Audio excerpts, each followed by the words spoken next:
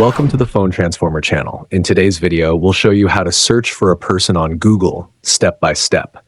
If you find this video helpful, please subscribe to our channel for more tech tips and tutorials. Let's get started.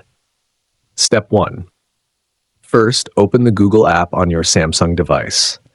If you haven't already, make sure you're logged into the correct Google account to get personalized results. Step 2.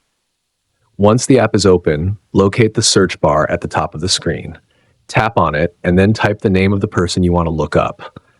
If you have additional details such as their profession or location, adding them can help narrow down the search results. Step 3. After typing the name, press the search button.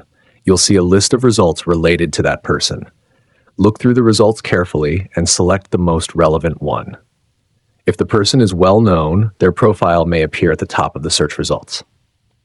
Step 4. Now scroll through the page and you will find various details about the person, such as their birth date, children, net worth, spouse, career history, and more.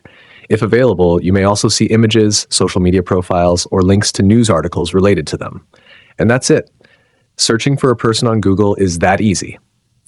Thanks for watching, and see you in the next video.